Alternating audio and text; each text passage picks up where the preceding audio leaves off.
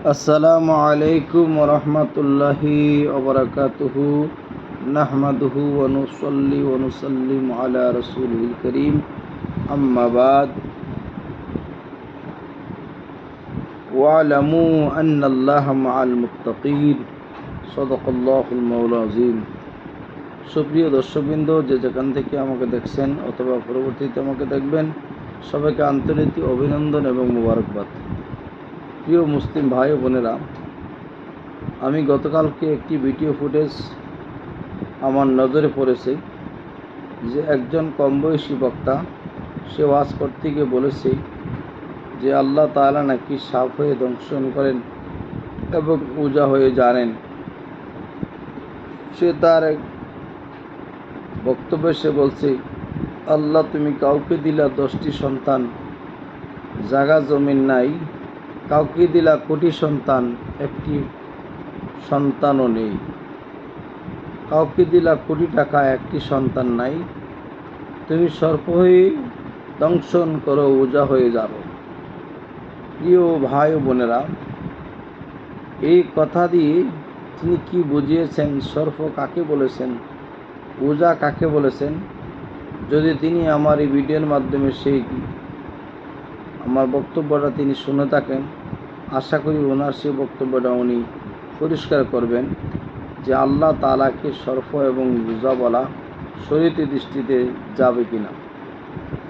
আমি বলতে চাই, ওয়াজের পবিত্র মঞ্চটাকে আজকে জাহিল মূর্খরা, দাখিল পাস, আলিম পাল, ফাজিল পাস, কোরআন বোঝে না, হাদিস বোঝে না, তফসির বোঝে না, ফেকা বোঝে না, উসুল বোঝে না, তারা কোরআন সুন্নাহর জ্ঞান মোতালা না করে কিছু কিচ্ছা কাহিনী শুনে তারা ওয়াজের মঞ্চে কি গানগুলিকে জিকিরের নাম দিয়ে তারা ওয়াজের মঞ্চে গিয়ে ওয়াজ করে থাকেন। তো আমি এটাই বলতে চাই যে ওয়াজ করতে গেলে কি কি জ্ঞানের প্রয়োজন সেগুলিকে অর্জন করতে হবে।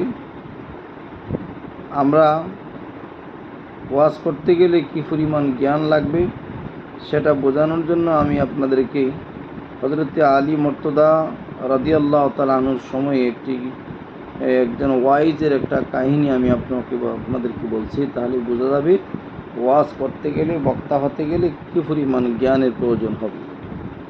প্রিয় ভাই ও বোনেরা, হযরত আলী মুর্তজা রাদিয়াল্লাহু তাআলা আনহু যে वाइज बे इल्म को मस्जिद से नकल दिया, जे আল্লামা নঈমুদ্দিন মুরাদাবাদী রহমতুল্লাহ আলাইহি আতিয়াবুল বয়ান ফি রদ্দ তাকওয়াতুল ঈমান, যারা আমার এই কিতাবটা দেখতেছেন উর্দু ভাষায় লেখা আতিয়াবুল বয়ান ফি রদ্দ তাকওয়াতুল ঈমান, এই বইয়ের 182 পৃষ্ঠার মধ্যে এই ঘটনাটা তুলে ধরা হয়েছে যে আবু জাফর नहास ने हज़रत आमिरुल मोमिनीन आली मुर्तज़ा रज़ियल्लाहु ताला अन्हु से रवायत है कि वो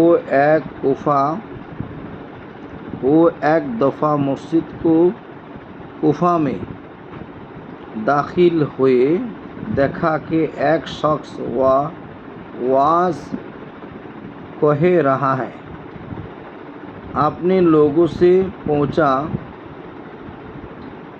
कि ये कौन है।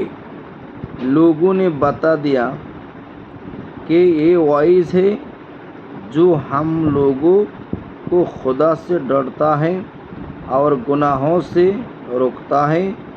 आपने इरशाद फरमाया, या उस शख्स की आरज़ ये है कि अपने आपको तमाम लोगों की दरमियान नमाजिया हैसियत दे, चनांचे उससे पूछा किया वो नासिख व मनसूख का फ़र्क जानता है या नहीं। उसने जवाब दिया, ये इल्म मुझे नहीं आता। आपने लोगों से कहा कि उसको मस्जिद से बाहर कर दो। প্রিয় মুসলিম ভাই বোনেরা, হযরতে আলী মুর্তজা রাদিয়াল্লাহু তাআলা আনহুর সময়ে একজন ব্যক্তি মসজিদে কুফাতে প্রবেশ করলো। নবীজি হযরতে আলী জিজ্ঞাসা করলেন, উনি কি? লোকেরা বলতেছে, হুজুর উনি একজন ওয়াইস, তিনি আমাদেরকে আল্লাহ সম্পর্কে ভয় দেখান এবং দোজখের আগুন সে আমাদেরকে বাঁচান, ওয়াজ করে আমাদেরকে আল্লাহর ভয়ভীতি দেখান। হযরতে আলী মুর্তজা রাদিয়াল্লাহু তাআলা আনহু ওনাদের এই কথার পরিপ্রেক্ষিতে জিজ্ঞাসা করলেন, হে ওয়াইস, তুমি কি আয়াতে নাসিক এবং মানসিক সম্পর্কে তোমার কি কোনো ধারণা আছে? কোনটি আয়াত নাসিক, কোনটি মানসুখ, সেগুলি কি তুমি পার্থক্য করতে পারো?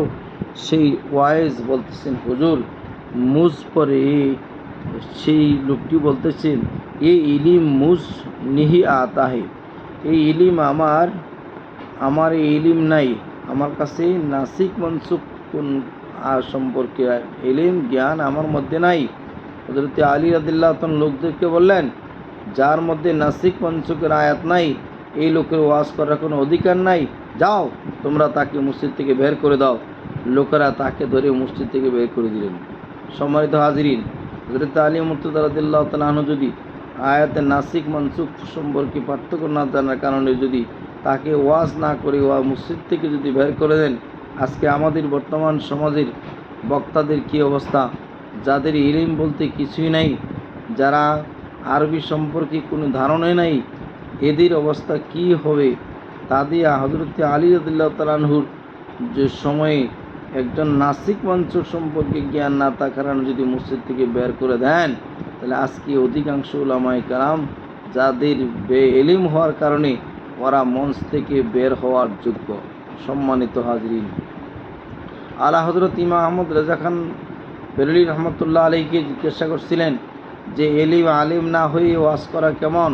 হযরতে আলা হযরত ফতোয়া দিয়েছিলেন ফতোয়া আফ্রিকাতে যে আলিম না হয়ে বেইলমের জন্য, জাহিলের জন্য ওয়াজ করা হারাম। সুপ্রিয় দর্শকবৃন্দ, আমি আপনাদেরকে এটাই বোঝাচ্ছি যে ওলামায়ে কেরাম কোরআন সুন্নাহ গবেষণা করে, কোরআন সুন্নাহ রিসার্চ করে, কোরআন সুন্নাহর ভিত্তিক তারা ওয়াজ করবে, তারা কোনো ভুলভাল ওয়াজ করতে পারবে না। সুতরাং আমি বলবো, যিনি আল্লাহকে সরফা এবং উজা বলেছেন, আপনি যদি আমার ভিডিওটা শুনে থাকেন, আপনার কথাটা ক্লিয়ার করবেন যে আপনি সরফা এবং উজা কাকে বলেছেন। আল্লাহ পাক আমাদের সবাইকে সঠিক বুঝদান করুক। ওমা আলাইনা ইল্লাল বালাগুল মুবিন।